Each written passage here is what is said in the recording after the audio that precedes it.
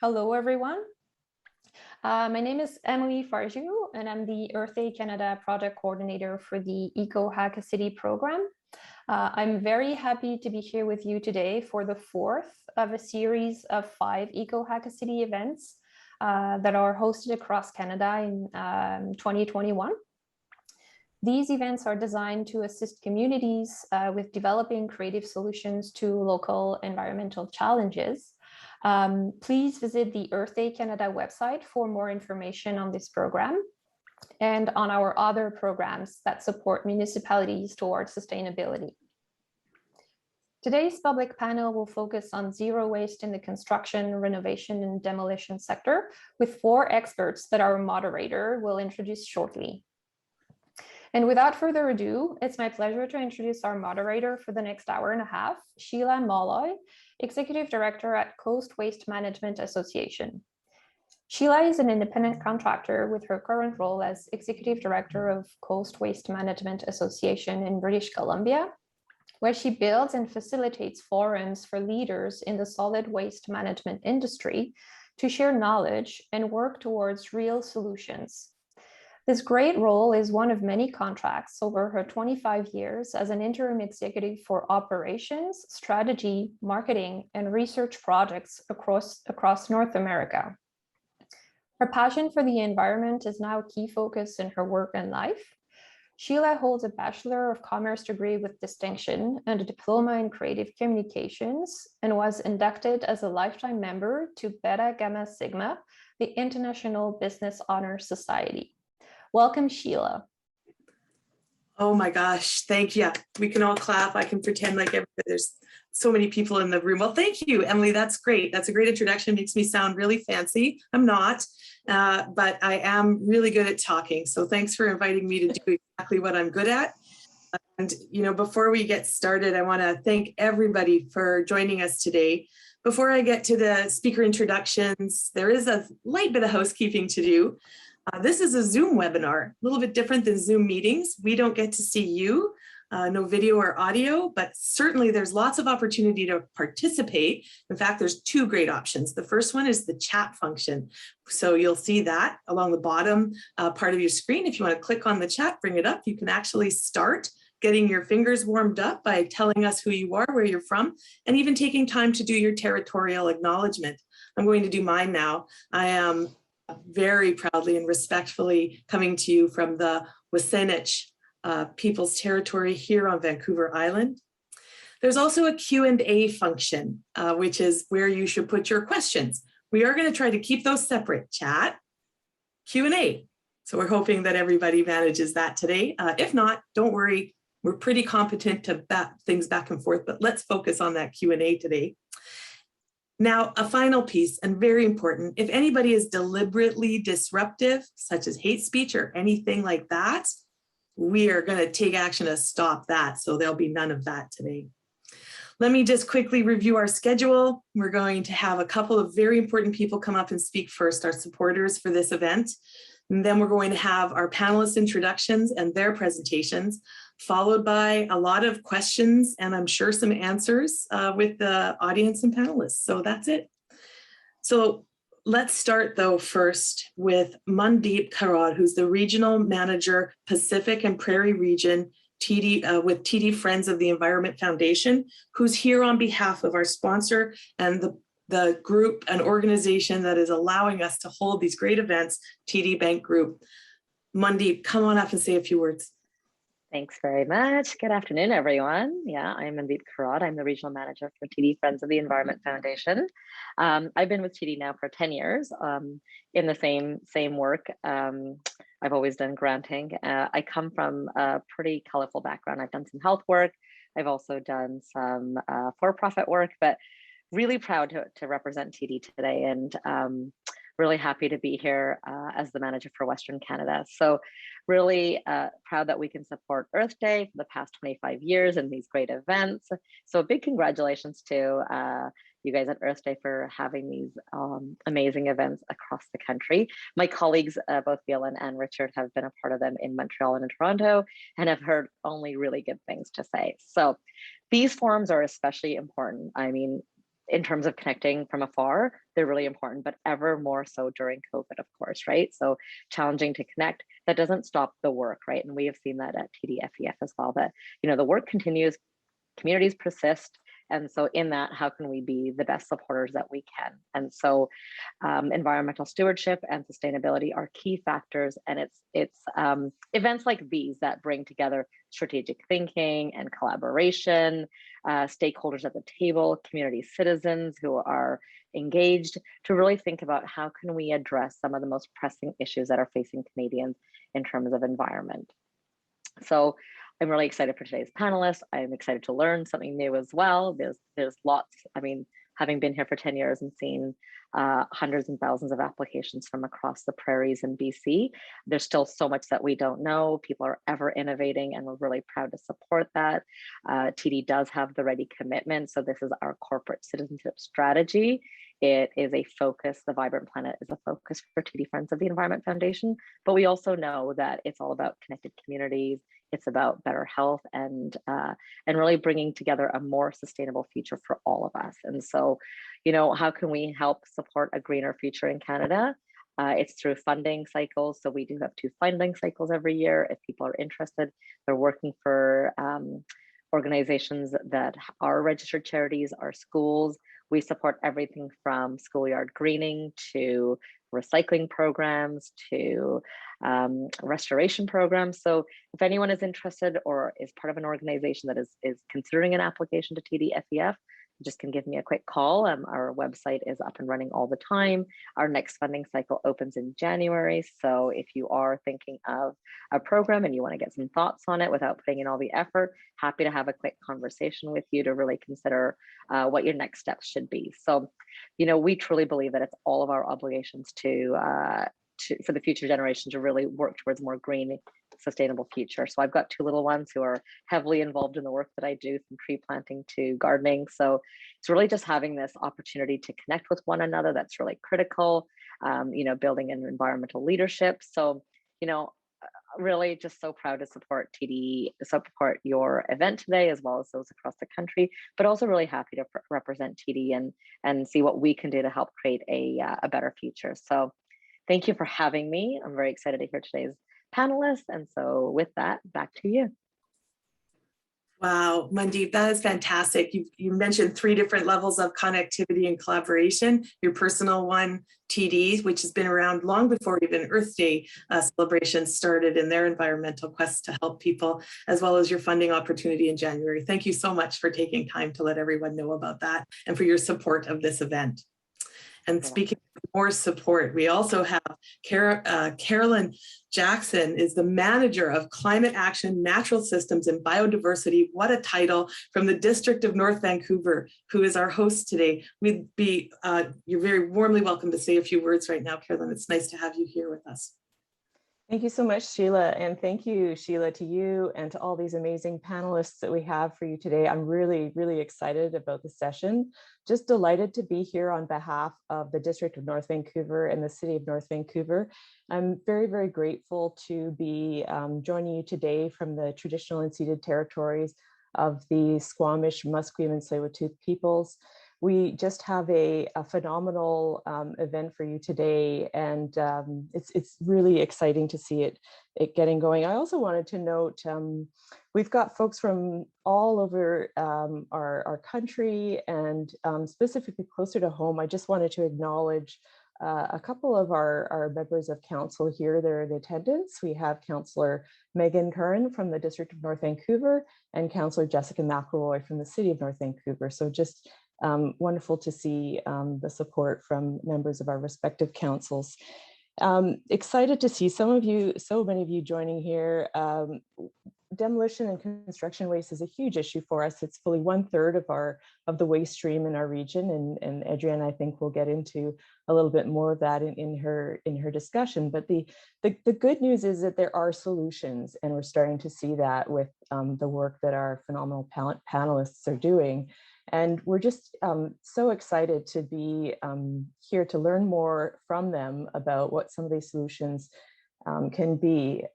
our mandate here for our new department here, Climate Action, Natural Systems and Biodiversity at the District of North Vancouver, is really to respond to the climate and ecological emergency.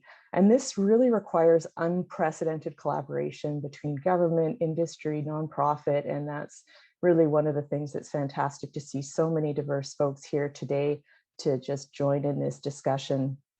I'm really looking forward to the results from this innovation challenge to see how we can move from this kind of linear take, make, and then dispose model to something that's a little bit more circular, and some of these really valuable resources can be repurposed and we can achieve a more sustainable outcome.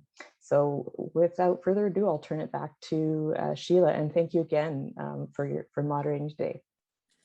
Oh, it's my pleasure to moderate, and that's a really great information already. And I am sure too, Adriana is going to take some time to describe some of the numbers and the challenges that are in front of you today. Caroline, you know, having putting yourself out from the standpoint of North Vancouver and saying, yep, we're willing to take on something like this is really important. We've got to start somewhere, and these are the platforms. So thanks for being a host for this event today as well. All right. Well, on that note, I think it's time for us to bring our panelists up. And it's always the first one out is the one that's got to take the most time to get things, the technology secured. But I think that Earth Day's done such a fantastic time of preparing all of us today. So kudos to them. And let me introduce you to our first panelist. Adriana Velázquez is a licensed professional engineer and project engineer at Metro Vancouver Solid Waste Services. She has a bachelor's degree in mechanical engineering and completed the Master of Engineering in Clean Energy Engineering program at the University of British Columbia. That's fantastic. She did that in 2013. And after that, spent 8 years in the private sector, specifically in renewable energy consulting and manufacturing before joining Metro Van. As part of her role right now at Metro Van, Adriana works collaboratively with member municipalities and industry stakeholders on programs and policies to reduce, reuse, and recycle waste currently sent for disposal, and all with the goal of decreasing waste generation and reaching regional diversion targets. Adriana, that is no lightweight work that you're doing. So come on up and give us a great presentation so that we can get this panel started. Thank you so much, Sheila, for that introduction. Thank you for joining us today, everybody. And my name is Adriana Velázquez, and I'm gonna just make sure I can share my screen now. Today, I will be providing a brief overview of C&D waste in the region and the programs that Metro Vancouver has in place to encourage recycling and reuse of building materials.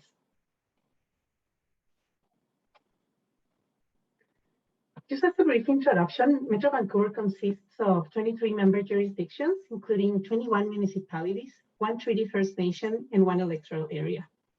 We represent about 2.7 million residents, which is over half of BC's population. And in terms of solid waste, Metro Vancouver is responsible for waste reduction, recycling planning, and the operation of a series of solid waste facilities in the region. According to 2019 data, about a third of the total 1.3 million tons of waste that are disposed in Metro Vancouver every year comes from the C&D sector. The C&D sector experiences a high diversion rate compared to other sectors, mainly due to recycling of concrete and asphalt. However, there is a great opportunity to take other materials out of the garbage stream, especially wood products. Based on the most recent C&D waste composition study conducted in 2018, about 60% of the total disposed C&D waste in the region are wood products, some of which can be rescued at earlier stages. Metro Vancouver, at our recycling and waste centers, we have programs to encourage recycling and keep hazardous waste out of the landfill. One of the programs that we have in place is the disposal ban program.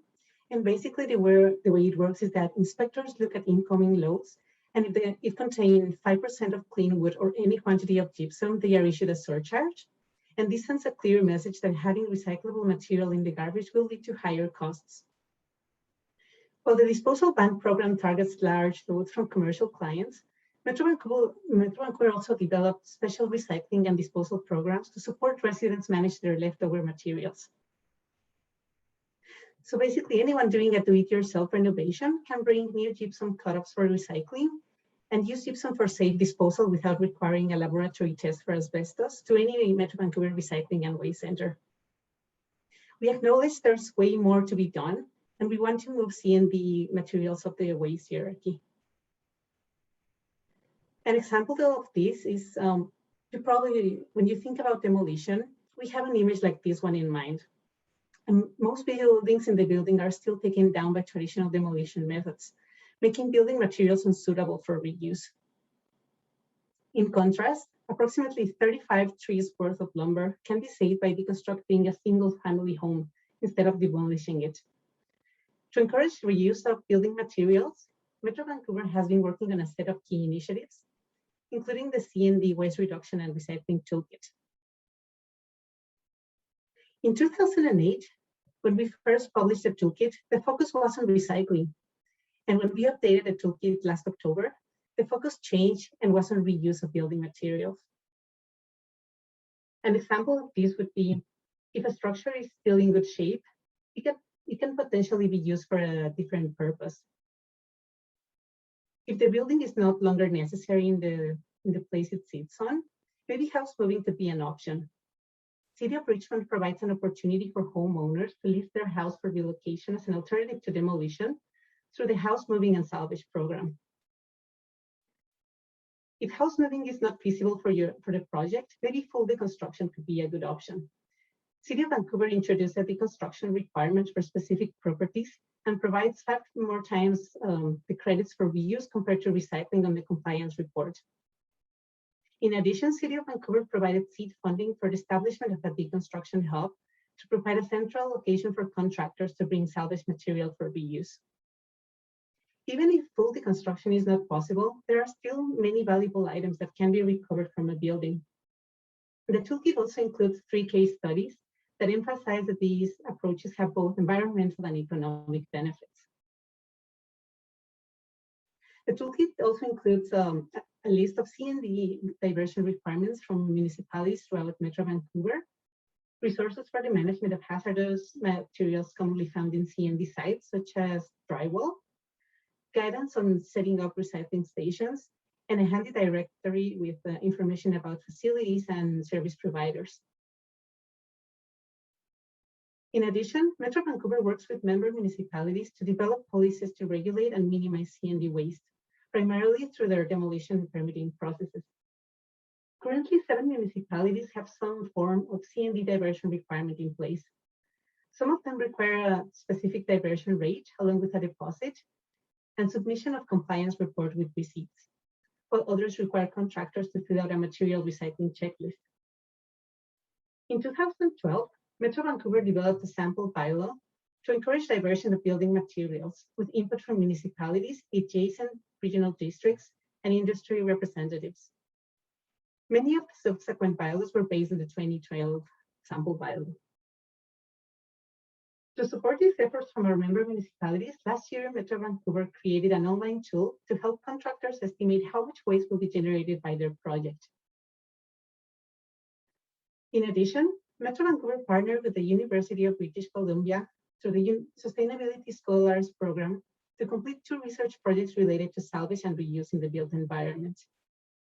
The first study evaluated the effectiveness of online marketplaces for C&D materials.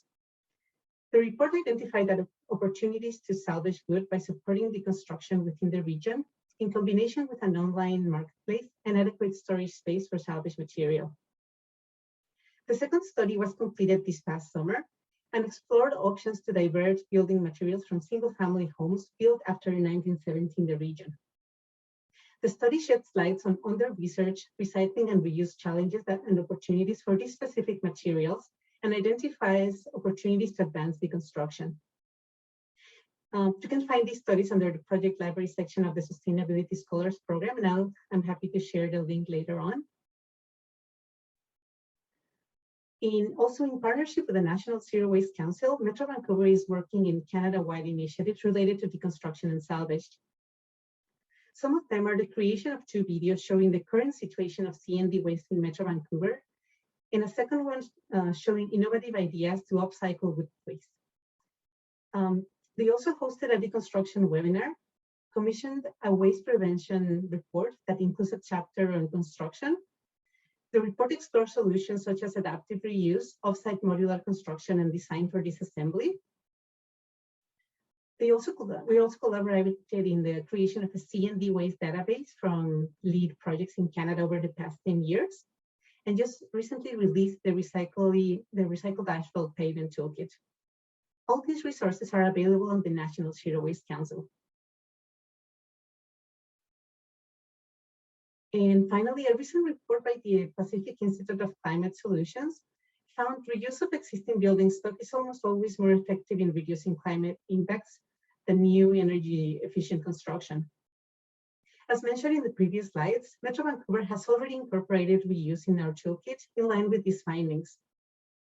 In addition, we are working on a circular economy and 3R study that we expect will be completed by the first quarter of 2022. And will include a look at some global and local initiatives that we might consider as we update our solid waste management plan. We encourage feedback from everybody, and for more details on this work, please make sure to sign up for all C&D announcements on our Metro Vancouver Solid Waste Engagement page. Thank you for your attention, and I'll wrap up my presentation with one of our everyday heroes with an image from our Super Habits campaign to reduce single-use items. Thank you so much. And I'll pass it back to you, Sheila. Thank you so much. A super habit, using wood in a completely different way from your house renovation.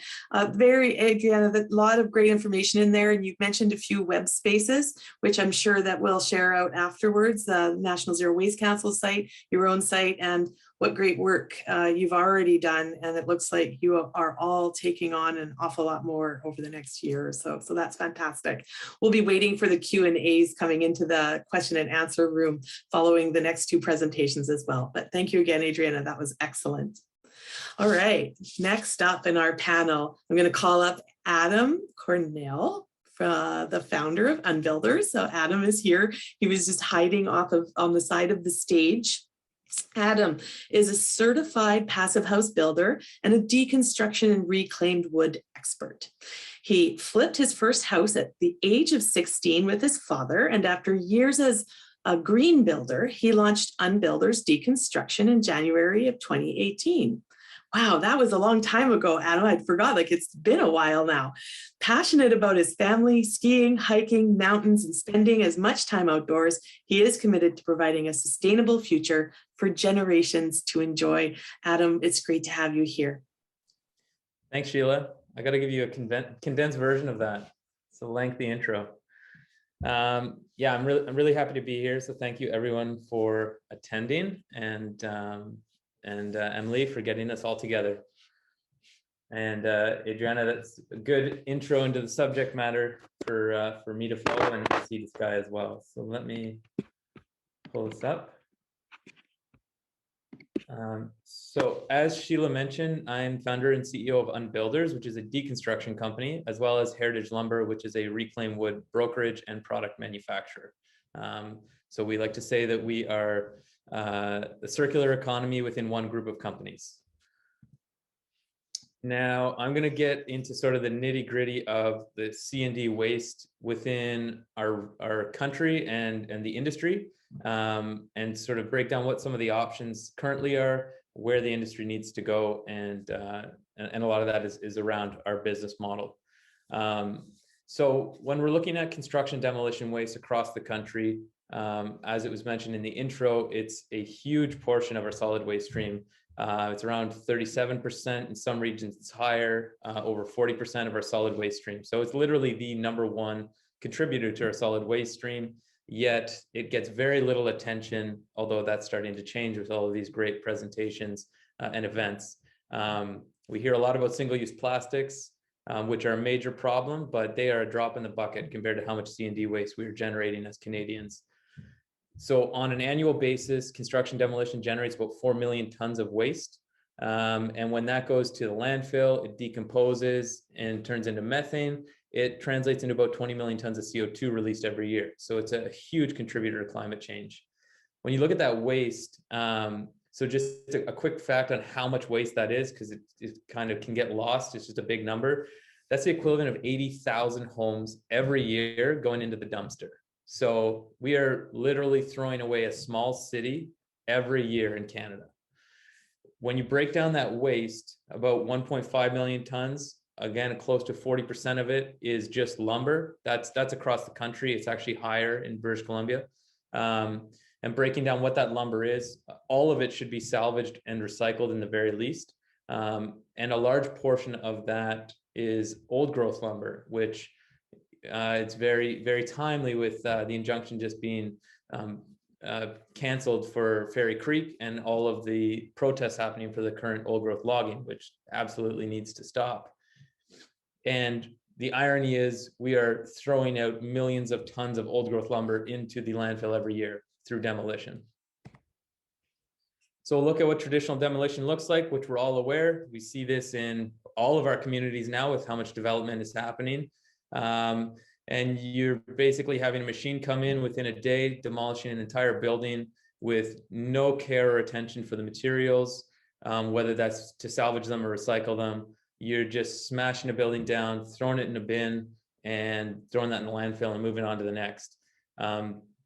Beyond just the sheer volume of waste and idiocy of this entire process, there's a lot of other problems that come with it, which is hazardous materials, which is something that the industry will not want to talk about, but we are very well attuned to it because of how much we have to work around the hazardous materials, even after the house is deemed clear and free, which it never actually is. Now, Vancouver has introduced a green demolition bylaw in 2014. Victoria is looking to do the same next year, although Victoria's is going to be a deconstruction bylaw. This is a great step to really start putting deconstruction on the map, though green demolition is almost as bad as saying clean coal. So what exactly is green demolition and why is it not nearly enough? It's really, you're seeing some site separation of materials, which is great, definitely a progressive step versus the last video I just showed. But you're still having most of those materials end up at a recycler. Now, when you're looking at the wood, that means that it's going to a wood chipper, a wood processor, and it's typically becoming waste to energy. So it's still being burnt, it's still being CO2 emitted into the atmosphere, better than methane, but hard to see this as really the future. So green demolition is really a stepping stone to deconstruction. I want to make that really clear because places like the District of North Van, City of North Van, which I'm really pushing to see follow suit for Vancouver, especially because I live there, and there's so much inventory that's being torn down. I really hope that municipalities or provinces really go right from demolition to deconstruction and not take this step, which has been mandatory for Vancouver because you just can't disrupt the industry to the level that deconstruction would if you just jumped right to it. So green demo looks very similar to deconstruction, but the result is quite different. And so this is what a green demo looks like. So this building would have had the drywall removed, the asphalt shingle removed, and then you have the machine come in, tear down the house, as you can see here, put the material into a chipper, it's mulched up. Usually it's waste to energy. Some of this material is waste to energy for sure because it's mixed. If it's just clean wood, that sometimes goes into pulp and paper or other streams, which is at least creating a product which is better than waste to energy. But we can certainly do much better than this. Which leads to deconstruction. And so our business model is a bit unique in Canada. It's something that is done as well in the United States, which is where we sort of adopted it. And that is partnering with charities to actually donate a huge volume of materials. And the reason that we're doing that, not only does that provide social good on top of the environmental good, it also provides a tax receipt and a financial incentive to the building owner, which is how we are competing against demolition, because deconstruction costs more than demolition up front. It's more time, it's more people involved. So at least with the donation model, the owners are getting money back on their taxes, which helps offset the additional cost. So our business model works as Unbuilders, we deconstruct buildings. Heritage Lumber brokers the reclaimed wood. So the wood flows into our other company, Heritage Lumber, and all the other goods flows to our charitable partner, Habitat for Humanity, and they sell the proceeds and use that money to build affordable housing. So in hiring Unbuilders, in hiring the good deconstruction companies, you're actually funding affordable housing as well. So that provides another layer of social good. There are some major hurdles to seeing this industry shift to deconstruction. And this industry shift is inevitable. So I want to make that clear. This is not a case of, is deconstruction going to take off? It absolutely is taking off. There's cities in the United States where it's already mandatory. You cannot demolish a building in Portland or in San Mateo County. San Francisco is soon to follow suit, as well as several other cities, including Pittsburgh, San Antonio, Austin, Texas. So you're starting to see mandates pop up all over the United States, which we're going to see as well in Canada. So the quicker we can get on board with this, the quicker we can divert waste and stop overflowing our landfills, and the quicker we can start supplying the other side of the industry with beautiful reclaimed products, the better off we are. So the four major hurdles of deconstruction becoming the industry standard are cost, time, material outlets or infrastructure, and then policy. On a cost basis, our unique business model challenges the costs. We are competitive in some projects with demolition based on either the donation or that we actually acquire and purchase the lumber. But there's lots of times where we're not competitive and we lose contracts because we are more expensive and the owners are just not going to go in this direction. It just comes down to dollars and cents. And that's where policy can help out. Time, obviously deconstruction takes more time. You can demolish a house in a day, whereas when we take over after the abatement's done, we're typically a few weeks. So you are definitely elongating the project by a few weeks, and that can be even longer if it's a bigger building. And we are trying to overcome that challenge with utilizing machines, speeding up our process and becoming more efficient. But regardless, deconstruction takes more time and we need to become used to that. The infrastructure in Greater Vancouver, we have really great infrastructure already in place, which we're seeing this challenge in Victoria, where we're also operating, that there's some recycling streams that don't exist, which is where I think the region can really look to build those streams. And that is mostly on the demolition deconstruction side. What that infrastructure looks like is either the waste streams or, waste streams are easy, it goes to landfill. It's the recycling streams and the salvage streams. So there's been a lot of emphasis on a deconstruction hub or the rebuild hub for selling the materials. But you actually, that should be step number 2. First is, where do the materials go that can't be salvaged?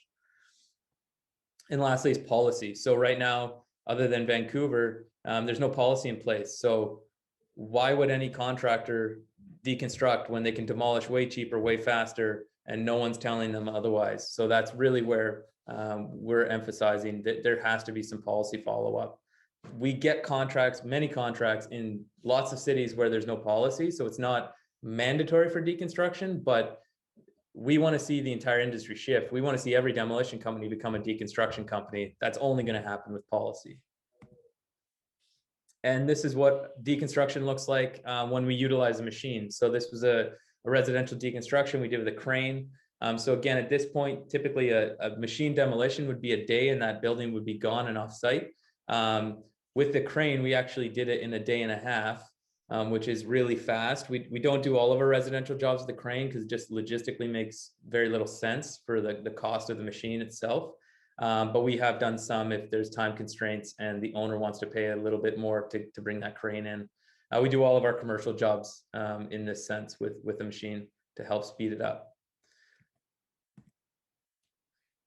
Now, the real heartbeat of our company and why I launched Unbuilders is the old growth lumber that we're recovering. And again, this is really timely with the fact that the province is in a big heated war of the woods. over the current old growth logging happening in southern Vancouver Island, as well as really across the province. It's happening in Revelstoke and all other places. So we have young cities here. The Western Canada is probably the youngest area, that's been developed in the last 150 years. But despite that young age of our cities, they were built with ancient materials and these old trees. And so we don't look at the old buildings that we're taking down as, just another 2x4. This is old growth lumber. It's something that really needs to be respected and seen in a different light. It's a scarce resource. It's only found locked behind the walls of our buildings, because I'm hoping that we're going to see the end of the logging of it in general. And so that means it literally will only be found from deconstruction. And reclaimed wood in general is 12 times less embodied carbon than new lumber. So lumber is significantly lower embodied carbon than concrete and steel, making it a greener building material. And reclaimed wood is 12 times greener than virgin lumber. So it's literally the greenest building material on the planet. And old growth lumber versus second or third growth lumber is about 3 times stronger. So it's actually a better wood. It's got a tighter grain, and it's more beautiful. So really it's a highly valuable material that we're allowing to go to landfill every day. And it really needs to stop. There is a lot you can do with reclaimed wood. Essentially, I think a lot of people get stuck in the rustic look, like the middle picture, but we are producing products now that are really modern in look, and they're derived from reclaimed sources because of that really nice timber, really tight grain, and it doesn't have to be rustic and old looking. You can make reclaimed wood look new and modern, and that is really becoming the bigger design aesthetic, as the rustic look sort of trends out right now. And then looking at the various positive impacts that deconstruction has, I've already touched on the environmental ones. They're quite obvious. We're diverting, upwards of 95% of buildings from the landfill on our projects. So mass volumes of material not going to landfill and either going into the supply chain through upcycling and reclaiming, or in the least going into recycling streams, and not ending up in the landfill. So of that 4 million tons we generate in Canada, the vast majority of that is completely avoidable to hit the landfills. And on top of that, the landfills are literally overflowing. So the Delta landfill is set to close about 10 years early if they don't expand it. And same with in Victoria, the Heartland landfill is going through an expansion right now because they are literally overflowing. So, and this is commonplace across both Canada and the US. I read recently that I think about 40% of the American landfills are going to be at capacity in the next 5 years. So we're going to have to clear valuable land to dump our garbage if we don't stop this very quickly. The social impacts are there's plenty of social impact as well from deconstruction. So I touched on the affordable housing with our partnership with Habitat for Humanity, but on top of that, we really get in on a micro level in the community. So it's really crucial for our crew members to be engaging with the community, whether that's the neighbors or people that are going to come by and see what's going on. And we see quite frequently, the first day we show up, people quite upset with either the old building coming down or they have a history with the building. Maybe they grew up in the house that we're taking down. And normally people are quite upset with demolition. It's not a good process for people to go through. And we see really quickly that turn positive when they realize who we are, what we're doing, the fact that we're salvaging these materials. We can't save the building as it is. We come in after that decision has been made. The least we can do is salvage the materials and make sure they continue to live on in the supply chain. And the big thing is the contamination, which is something that really needs to be discussed with the general public. When we go into a job after the abatement has happened, so that means the asbestos materials that were tested have been cleared out and we have a professional say that building is clear for demolition or deconstruction, we usually have about 2 callbacks from our abatement contractor to say, we found more asbestos, you have to come back and remove it. What that shows us is you can basically guarantee 99% of demolitions happening in your neighborhood still have asbestos in that building and they're being demolished with the asbestos, which means it's going airborne, it's contaminating our recycling and our recycling facilities and our landfills, and it's contaminating the air in our communities. So I know that if the house next to me is being demolished, I have significant concerns for my health and my family's health and everyone around. And it's something that we really want to be working with WorkSafe and the local regions on, because it's not an even playing field. We have to have these callbacks and have the asbestos removed from our projects, whereas demolition just turns a blind eye and demolishes the building and moves on. And lastly, the economic impact is quite massive. So deconstruction generates a ton of jobs. We estimate roughly 250,000 jobs across the country if every demolition company started deconstructing. That's because we're typically a 6-person crew and our jobs are longer than demolition. So it generates a lot of really positive economic activity. Yes, it comes at a cost to the individual homeowner, but that's where I think policy and incentives could actually work, so that it's not just costing people more to deconstruct, that there's positive impact and there's a positive front end for the owner of the building choosing to deconstruct instead of demolishing. And then economically, this generates a lot of economic activity just because of that elongated service and more people on site, on top of all the material sales, transportation, and various offshoot activity. I won't get into the details of this, but my basic argument to any policymaker is make demolition permits more expensive, make them take longer to release a building permit, and release permits. If you release building permits 4 months early, if someone chooses to deconstruct over demolish, you don't have to do anything more than that. Everyone will deconstruct their building if they're going to get started 4 months early, whether it's residential or commercial. We've interviewed a lot of our builders and developers, and that is very basic. The holding costs that they would save from getting started early on a project far outweighs the added deconstruction cost. So I know there's a lot of work being done in policy to figure out how to make this work, and this is the most clear cut that I can see. 4-month early permits, and you're going to have an entire industry shift almost immediately. And as well, the penalties right now in Vancouver, if you are supposed to deconstruct a building and you demolish it, it's a $15,000 penalty. Well, our service costs more than $15,000 more than demolition. So we've had several 1,900 houses that we've had a look at, and the owner literally told us, you know what, I'm going to just demolish it and pay the penalty. We got to get those penalties, have to be higher.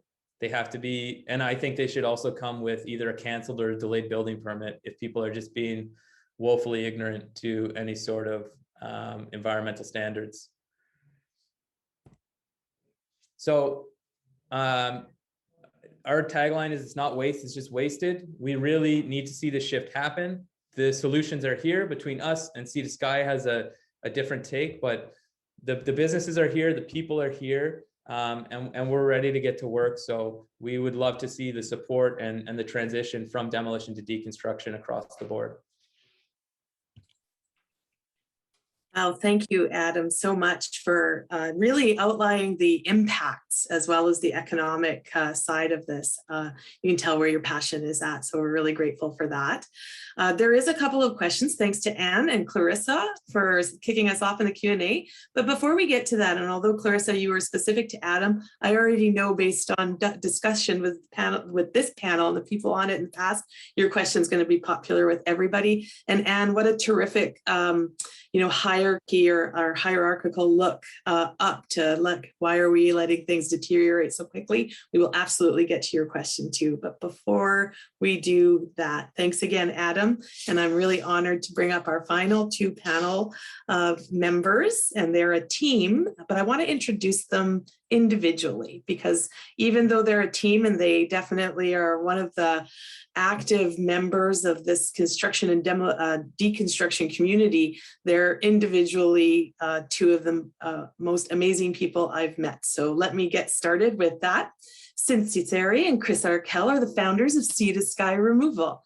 With over 20 years of building experience under his belt, Chris's experience helps his clients save valuable manpower hours by allowing their employees to do what they do best, rather than having to make long, timely treks to the landfill.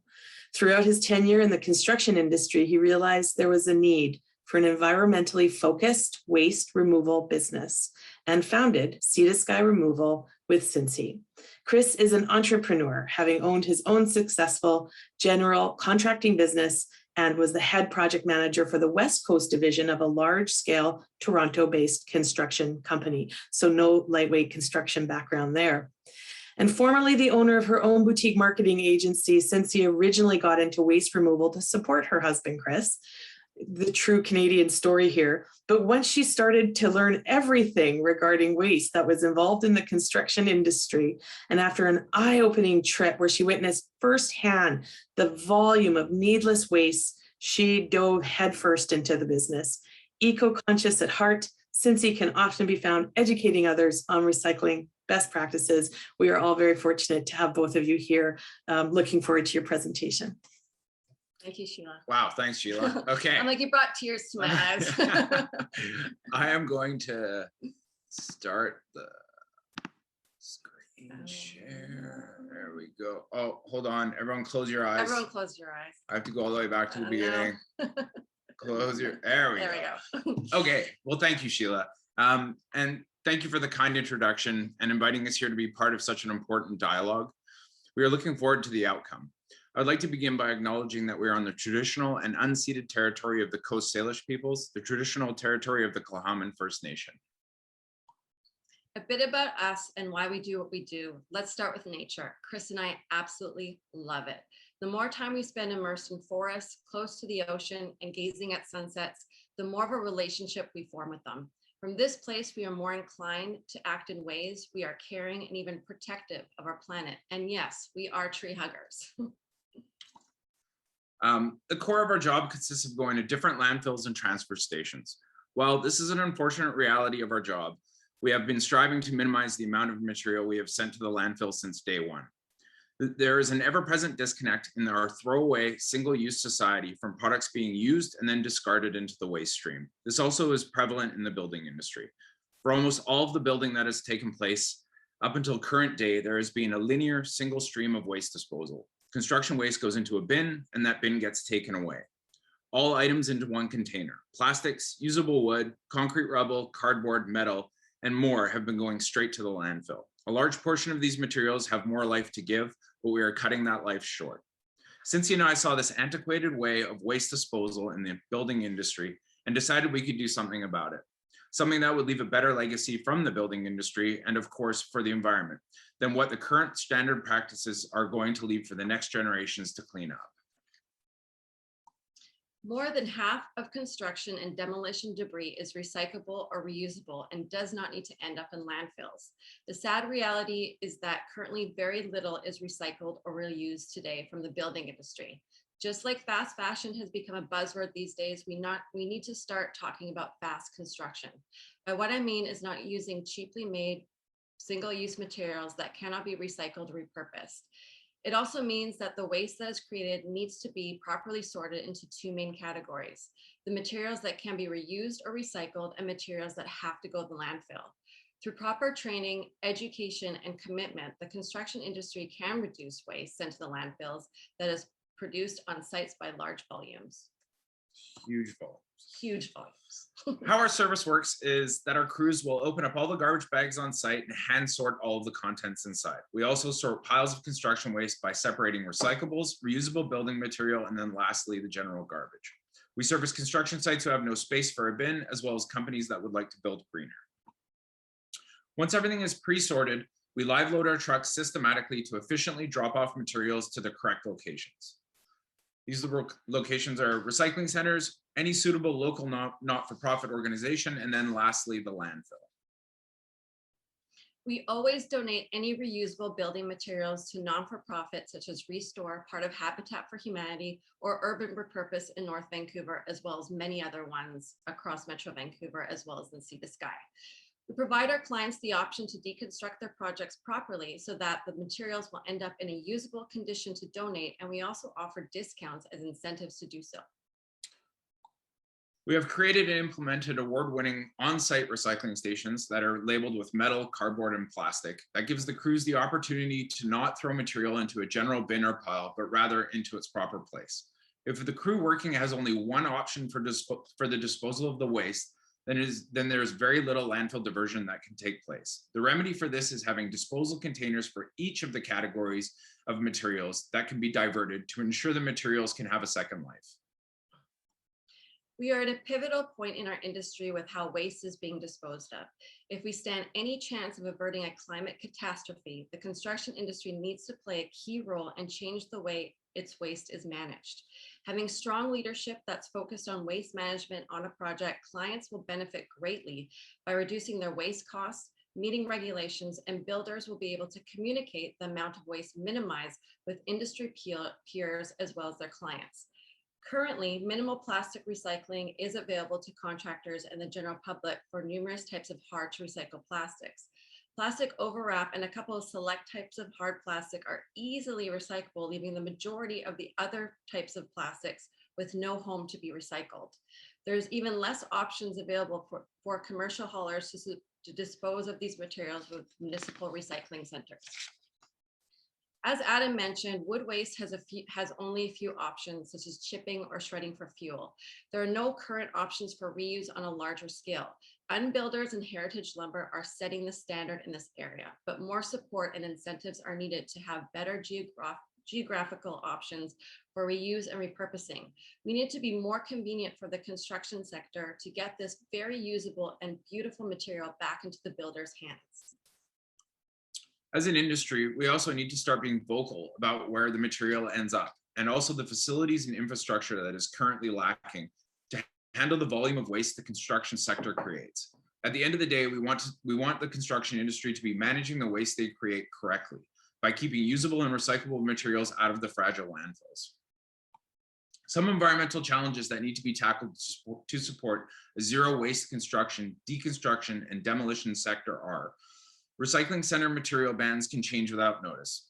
This is especially common for the hard to recycle construction plastics. An example of this was last year, styrofoam was banned for a few weeks, and we were scrambling to recycle styrofoam, which is mass produced on construction sites. The materials that do get banned need to have a recycling or reuse alternative for the disposal ban to accompany them. Fortunately, we regained the ability to dispose of styrofoam at the transfer station by them moving the area to dispose of it into the paid section of the station, and it was kept separate and recycled. This brings us back to our original and ongoing problem of there being no recycling facilities that will accept construction and ICI plastics. The construction sector is not being afforded the same accessibility to recycling as the residential sector. We are also concerned that the contractors who have improved and changed their waste management systems on site, who have separated and put the effort in to recycle their plastics, will be discouraged upon finding out that these construction-specific plastics actually cannot be recycled and will be thrown in the landfill or put into waste to energy. We feel the construction sector can adapt to achieve zero waste through the reuse and repurposing of the waste that it creates, with a focus on source separation, education, leadership in the industry, infrastructure, and political will. It is possible to obtain these goals. For example, source separation requirements, which would involve the implementation of recycling stations to pre-sort recyclables, should be on all builds. This would be accompanied by education and ongoing support. Recycling or salvage incentives, as well as donatable items, would get a tax-deductible receipt if taken to a preferable location to donate, not just large scale, but small scale too. Transfer stations and landfills could also become a collection hub of usable wood to then be rehomed to businesses like Heritage Lumber or shipped to smaller communities where it is needed. Waste management plans and reporting requirements, which make the industry provide waste diversion reports upon request, so municipal governments can easily govern the material that is being discarded into the landfills. We'd also like to say that of all the municipalities that we deal with, North Vancouver is the one that is the most supportive to the construction sector. We are allowed to dispose of a portion of our recyclables into the recycling center there, and we are very grateful for that. And then one other thing to consider is that we're a small company. We are a company that has 2 trucks on the road and a small crew, and we are able to keep it's approximately 1.25 to 1.5 million pounds of material out of the landfill every year. And that is just us and our company and the builds that we touch. So extrapolate that into everything that's happening in the building industry across BC and Canada, and the numbers are staggering, what we could be keeping out of the landfill and giving a second life to the materials. We collaborate with municipalities on the type of construction materials coming through the waste stream and highlight problem materials. It's important to think of waste not as a problem, but a natural resource waiting to be harvested. Our society throws away far too much because it's easy, and too few of us reuse because we've been taught newer is better. As a small business, we have created the tools, provided education, and also as a collective have a responsibility to provide solutions that minimize the climate impact of the structures we design, build, and ultimately throw away. Thank you. Thank you. Oh my gosh, that was terrific. Another great way for us to understand the impacts and also the work that you're doing individually. I'm gonna, before we get to the Q&A, I wanna, Cinci and Chris, how many organizations do what you do right now? Well, Hand sorting? like, I don't know. in terms of the extent that we do, we're the only one that we know of. There are companies that live load construction waste, and they do claim to recycle, and they do recycle a percentage of their material. But we, as far as we know, are the only ones that will actually open up all the garbage bags. I mean, we even go to the extent of, if there's a multi-unit development being done and we're on the waste management of that, there's sometimes 50 TV brackets going in, and each one of those TV brackets comes with 10 different types of bolts to put the TV together based on the TV they have. So one packet is used and the other 9 are disposed of. We will go through and separate all the metal to get our crews to pull all the plastic out. And so in the world, I don't think anyone's doing what we're doing right now. They should. Yeah. Wow, and Adam is, and so Adam, I'm just gonna jump over to you quickly, ask the same question. How many organizations that you know of, let's say in BC right now, do what you do? 0.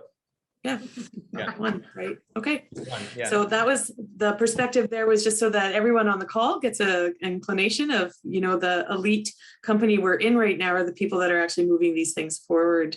And Adriana and Metro Van as well, given the sheer volume and size of their organization. All right, let's start with some Q&A. I'm expecting we have a number of attendees in the room who haven't typed a question in yet, but Clarissa and Anne have. So I'd like to start with Clarissa's question.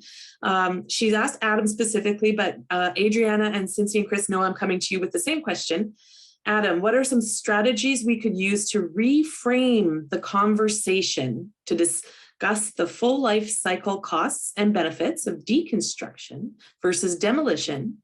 And second part, and demonstrate the value of deconstruction. I think you had some policy discussion in your presentation, but let's think about the strategies we could use to reframe the conversation.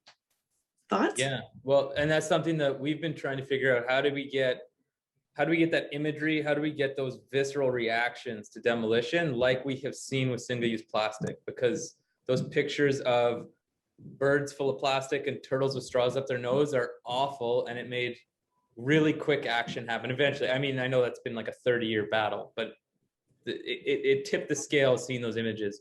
We need the same for demolition. I mean, that's something that it's something we need to work on within our organization, is producing those. You know, if you think about the fact that it's 80,000 houses a year of materials are going to the dumpster, how can we create imagery around that to show just how irrational this entire process is? And on top of that, where some things like single-use plastics, I'll keep going back to it because it's actually a low-grade product. So this is something that when you recycle it, it's a down cycle because it's going to be used for a lower grade. The materials we're recovering are highly valuable, which means it makes even less sense. And what we're trying to equivocate is, imagine your grandmother passes away and has a beautiful gold ring, and you inherit that. Well, it's an old ring, so you just chuck it in the garbage. Well, that's what we're doing with our buildings. This wood is like literal wood gold behind those walls, and we're disposing of it. So the whole narrative has to change behind what this material is. And we find that even with our green builders, when we meet them for the first few times looking at projects, they even talk about the wood as like old, dirty wood. And like, no, that's old growth. That's highly valuable. So I think the biggest thing is education. And so Adam, I just want to add, I want to ask a question on top of that, because I know from a number of other organizations all across British Columbia who are doing commercial size projects, saying that the length of the wood matters and the number of holes in it. When you're doing your work, the imagery of how you're reusing some of these items, changes if it's residential versus commercial. Can you just speak briefly to how you're managing without the swath of a very long board or a giant school demolition project to take some of these smaller items and actually make them something that people can use again, as from the heritage lumber standpoint? Yeah, I mean, that's really why we've moved into making products, and we're just in our infancy with that. But the price of the lumber, how much is required to get that back in a usable state, means that you're not going to pay for it to then put it back as structure. And also the aesthetic of it is really quite beautiful when it's processed. So it's taking a framing member and turning it into a finished product like flooring or wall cladding. And you can use short pieces to make those products. So, I mean, at the end of the day, there has to be a value add to really maximize it. Perfect. And you just set the visual up nicely for me to go to Adriana and ask Clarissa's question over again, that what are some of the strategies we could use to reframe that conversation? Metro Van and North Vancouver especially do some great work marketing wise, but tell us your thoughts on that. What are some of the strategies we could use to reframe this conversation? Adriana? I think I totally agree with Adam that education is key. And something that we've seen is that it is really powerful to translate the concept, for, in this case, deconstruction, into something that is more relatable to people. And the way we're trying to do that in our toolkit is having 3 case studies in which we're saying, okay, this is how much money you will save by doing deconstruction, and what are the benefits, environmentally speaking, and also what happens to that material. That you can see the material that got taken from that old house went into an ice cream parlor, and it's magnificent and beautiful. And same thing with restaurants and some other places that have incorporated reclaimed goods. So just showing that to people, I think it's very powerful. Wow, some show and tell, and then some case studies. So we've already, Clarissa, you've already hit, we've great new ideas coming out. And so no pressure, Cinci and Chris, we're moving over to you on some of those strategies we could use to reframe this conversation. Go for it. You bet. I think, well, firstly, I think one of the things that we've seen is that when you tell the doom and gloom side to things, people just become numb to it. And if there was going to be change that was going to have happened as a result of that, it would have happened. So I think framing it in a way that showing the costs and the opportunity costs of on an economic front and on a social environmental front, if we can frame it in a way that people can see the benefits that both what Adam does and what we do creates way more jobs. There's a huge economic impact that would employ more people if we were to have more people on the ground doing what we're doing. And then also to show people that the results down the line for generations to come, and it may not even be generations, it may be in our generation. We're seeing how fast climate change is actually happening, and the speed at which it is moving. We need to educate and also show the general public that this is the way forward, and this is the way that we're actually going to get out of this economically, and this is the way that we're going to get out of this on an environmental level to have any hope for the future. And so I think that's a huge thing to kind of consider, is showing people what the difference is between keeping the way that we're going and then what happens when we change the way that we do business and the way that we operate and the way that policy, because you can't get away without policy. We need policy to make this happen. But to have the public and the political will and the voter will to move in that direction, we need to show them that what is possible and what we can actually do to make a change that works. Nice one. Terrific, very nice. Yeah, it is a nice one. That was an excellent way to describe, and a great segue actually. I want to head over to Anne Seville. I hope I said that right, Anne. So we're going to go up the hierarchy a little on this question, then we'll return to the next question as well. But Anne is asking, how do we prevent demolition by neglect? So that obviously, and specifically for her, the heritage property. So really, how are we stopping people from letting their buildings deteriorate, where stuff coming out of it isn't going to be valuable for, you know, Adam to take out. So I'm going to start with Adam, because Adam, I'd like to know, first off, is Anne correct? Like, do you see some heritage buildings that are definitely, you know, in neglect and you can't use that, or have you been able to eke out perhaps some value even in the ones that are deteriorating? Yeah, I mean, I'd say that 60% of the value in the building is the frame. So we are yet to find a building where the frame is not mostly salvageable. We don't have termite issues here. The rot that we get is typically quite minimal, just basement walls, if any. So that's 60 to 75% of the value we're going to have no matter what, even if that building looks like it's about to fall over. And we've taken down buildings that are literally falling over, and all the framing lumber is still good.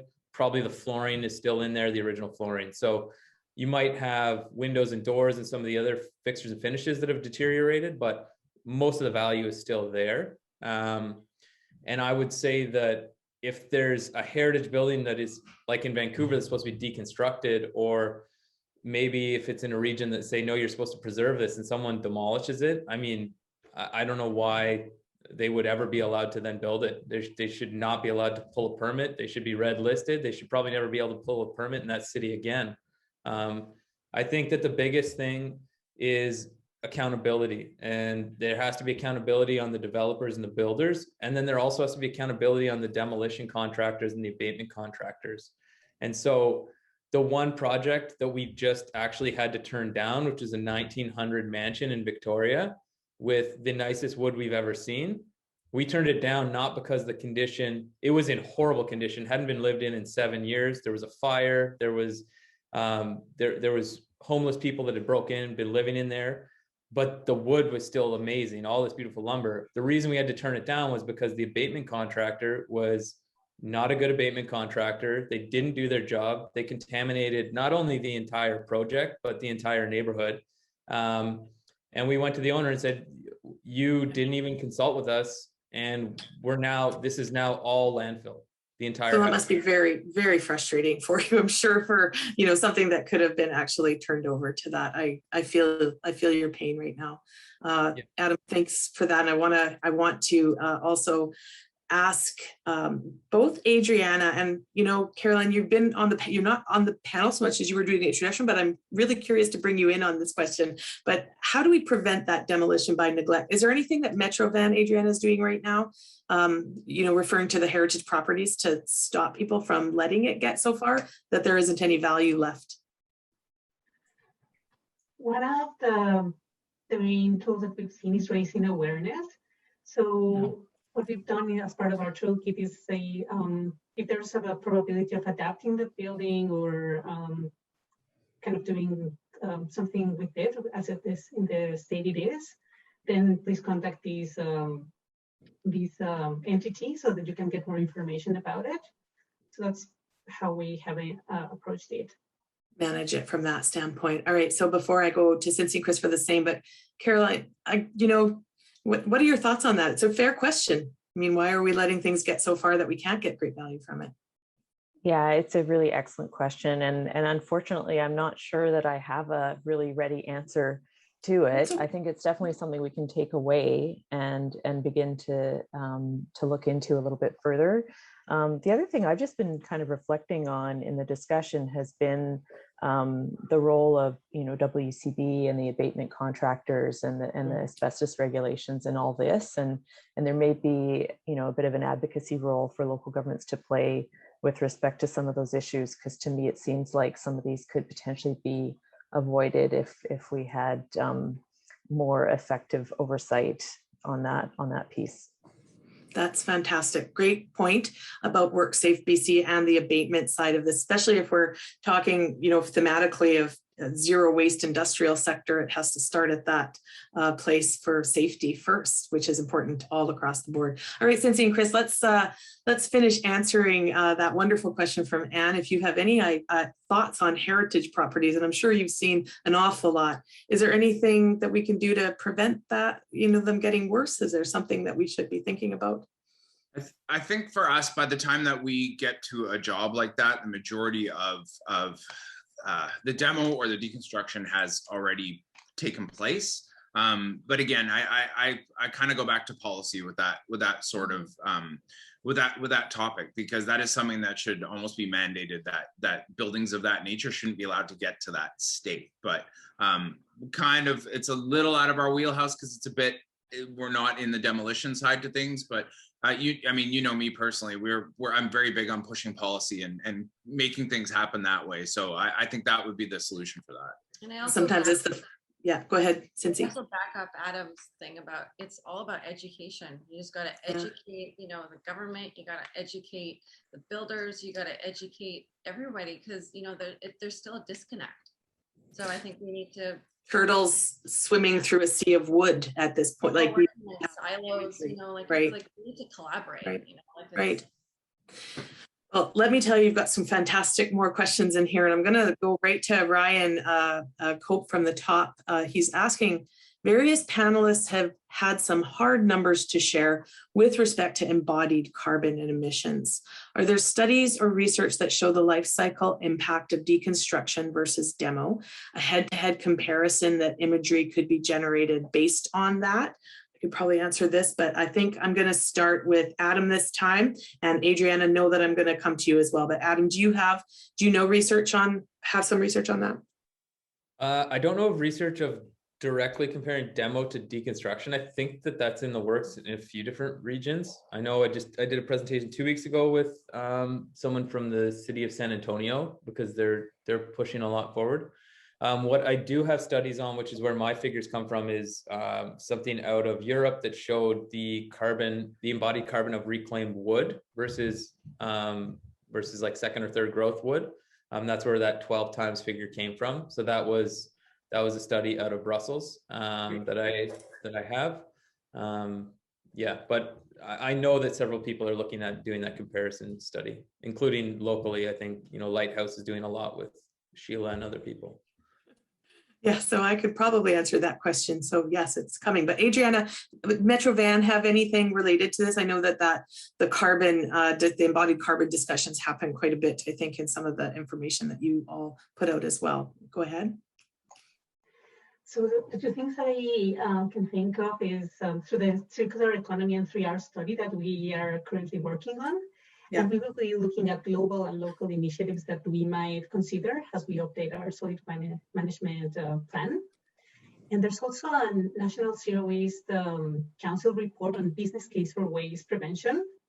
And this report explores the solutions for the construction sector and includes alternatives such as adaptive reuse, off-site modular construction, and design for disassembly compared to demolition.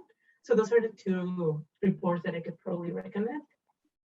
Awesome. And you're going to share one, and then the other one will be coming out soon. So Ryan will have a lot of reading to do in the next little while for sure about that. I want to hop on over to Abdul's question for Cinci and Chris. What is the main driver of the companies you work with to manage their waste better? And in brackets, Abdul has suggested, or Abdul Hafiz Akin Lucy, I hope I say that right, has suggested he imagines it's cheaper to maintain their status quo. So what's their motivation? There's different motivations. You know, there's a lot of younger and more passionate builders. There's also, you know, the old school builders that, you know, once they see what we do, you know, it's a learning on site. So, you know, we've had so many builders that are traditional, throw it in one place, where, you know, when we come on site, we're hand sorting, we're separating, and they're like, why are you doing that? And we have this dialogue with them. And so like 3 or 4 times later, they call us up and they're like, oh, we've got some recycling and we've got some clean wood on the side and we've got this. And we're like, wow, like, you know, so it really, I think when they start to see the visual and they connect the dots, I think, you know, they jump on the bandwagon. And I don't know, then there's other builders that are just like, it's all about money. So just do it, show up, and then we'll get it done. Yeah, we've built our company on service above everything else. And one of the things that we do offer is load breakdowns for clients, so we can show them the percentages of materials that were taken, that were kept out of the landfill. We provide a photo of every load so that they can see how it was broken down. And it's about 50-50, I would say. It's 50% people who love what we do because of what we do for the environment, and it's 50% who are like, love our service. And I just want to touch on something that you asked, which you put me on the spot, which I completely forgot. But out of all the companies, you know, when you ask, is there anyone that does what we do? There is a phenomenal company out of North Vancouver, Green Coast Rubbish, and they are very similar to what we do. They also do residential. We're specifically construction, but out of all of Canada, they're the only ones that I can think of. And now that I'm not on the spot, I want to give them a shout out because they're great. And we'll give them a bonus, as they were the first ones actually to also manage the carpet recycling, which I understand is a bit staggered right now, but they definitely are going to be coming back with some of that carpet recycling in British Columbia soon. So that's great news. Eamon's a great guy who has his heart in the right place and operates a great business. So I want to make sure that we put that out there. Isn't that fantastic? The props came later and were even more meaningful. So my apologies. I'm on the spot, but you've made up for it well. Thanks.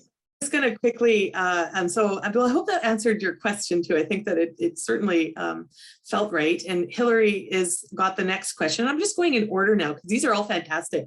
All of you are doing a great job in the Q&A. So Hillary Shepherd is asking, they would really appreciate any insights / advice on you have to promote waste diversion efforts in rural and remote communities. And we know Metro Van's not, but certainly there's going to be some real effort, I think, in stretching out the great knowledge base that Metro Van has to some of the outer communities. But you know, Hillary's point is where costs and infrastructure and capacity are just bigger challenges. So I don't mind touching on this because I'm on an island. So that's the thing. And I'm going to start actually with Cinci and Chris, because I know you all deal with a lot more than just urban areas. So go ahead and give some thoughts on any insight or advice on that. You bet. I think one of the major things, we've done quite a bit of work with smaller communities and with non-urban areas. And I think one of the major things that we kind of end up working out is start with the easiest things to deal with, the source separation. What are the materials that you can immediately reuse in your community? What are the materials that you can immediately keep out of the landfill?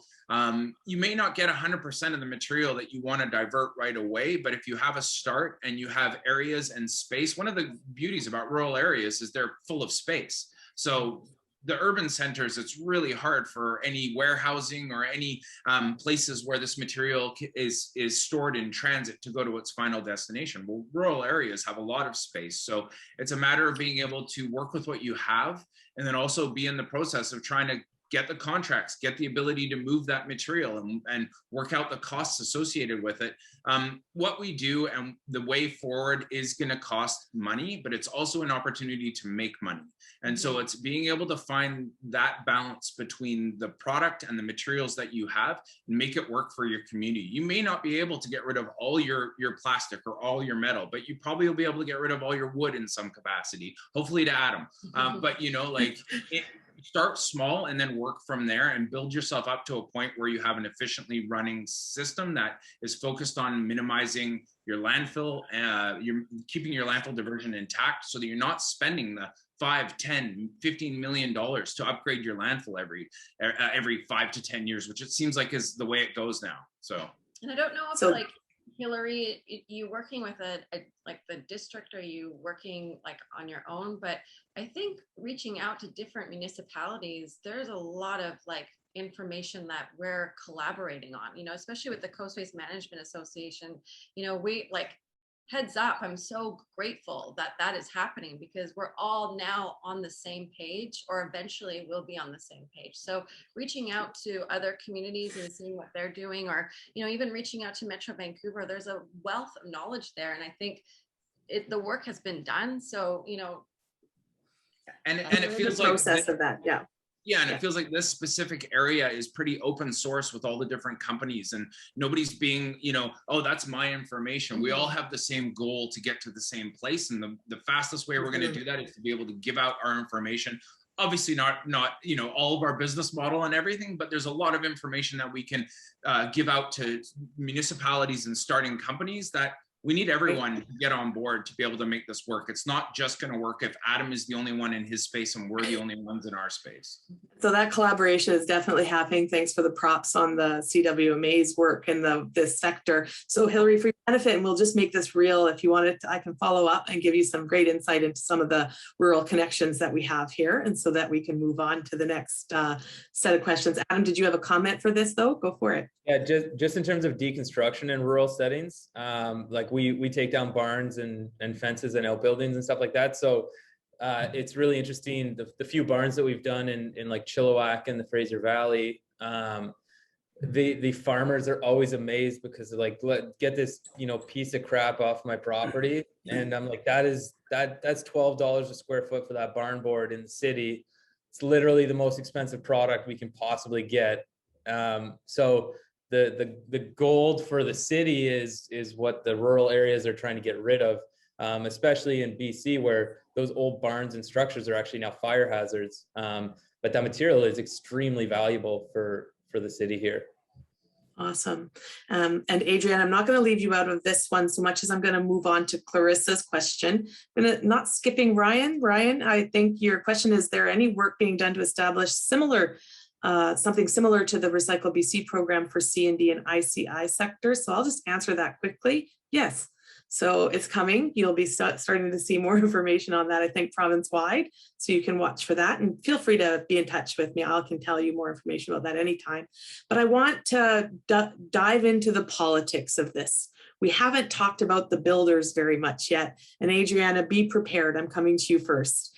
I'm going to read Clarissa's question, but in your experience, how do politics and political will factor into this? I've seen a lot of resistance to A, requiring solutions that cost more to residents, builders, and contractors, and B, requiring solutions that take away the rights on private property. In other words, requiring upkeep on a heritage building to avoid eventual demolition. How have you been able to push back against these things? Adriana, go ahead and do your best with that one. It's a lot, but go for it.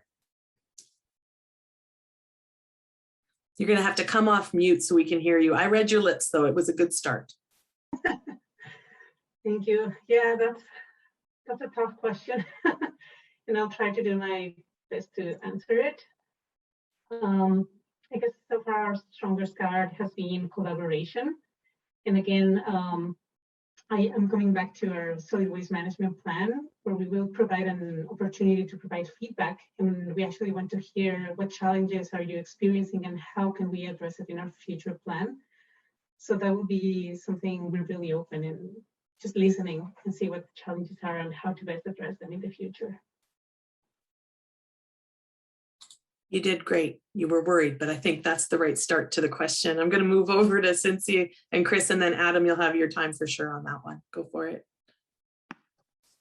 We're in terms, to touch on the infringing on people's, I guess, their rights with their property, and I think that it takes a bit of time for people to get used to being told what to do about certain things. You used to be able to drive in your car without a seatbelt. Now you have to have your seatbelt on.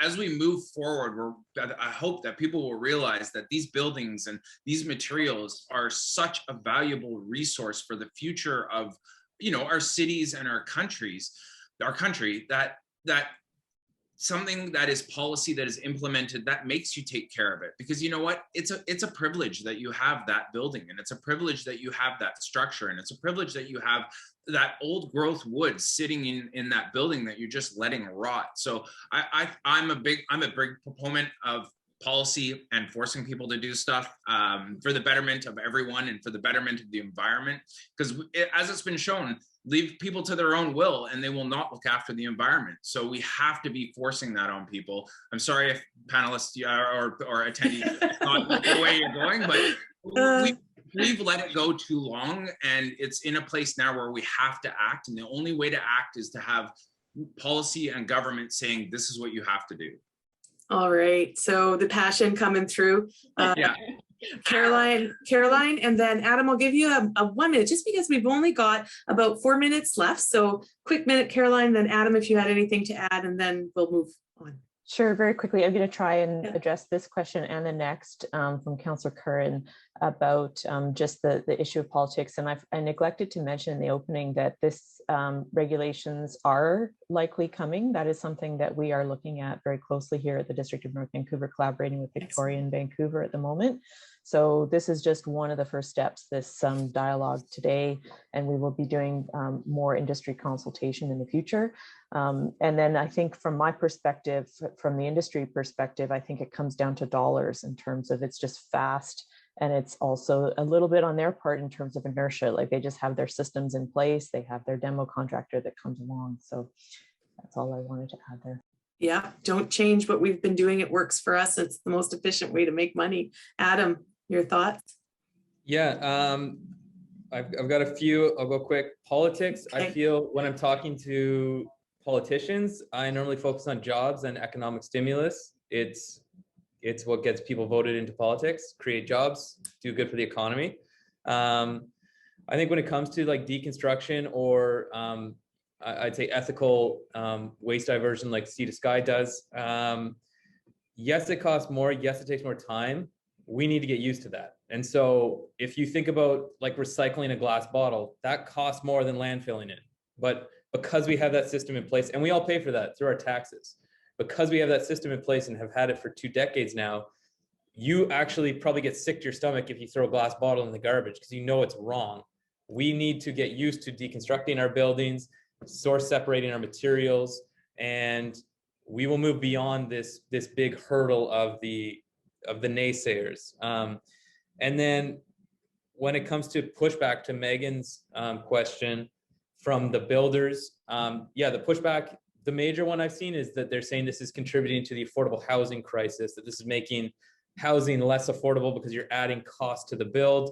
It's such a garbage argument because it is not people in the lower incomes that are being affected by added deconstruction costs. People that are tearing down a house to build a new house or to build a multi-unit, the added percentage cost of deconstruction is not going to affect the lower income people that are getting squeezed out of the market. So it's not the same thing. Deconstruction costs are adding to the upper echelon of society, and I think that they can afford to pay a little bit more to be ethical. So we just need to use this 1.5 hours as a commercial to convince everyone the direction that we all need to take right now. This was fantastic, Adam. Thank you for your insights. Cinci and Chris, always such great information. Adriana, you have a lot of work ahead of you. It's amazing to see how you're approaching it with such a fine-tuned left and right brain balance on everything. I think it's terrific. Metro Van's doing great work that way. And North Vancouver, Caroline, what a fantastic effort here. And thank you for helping us be a part of this event today and really have, shed some insight. There are other comments in chat and the Q&A that we will follow up with, I believe is how it's going to work. So I'm just going to pass it on back to Emily and thank her for letting me be a part of this panel as well. So Emily. Yes, thank you very much, Sheila, for being such a great moderator today.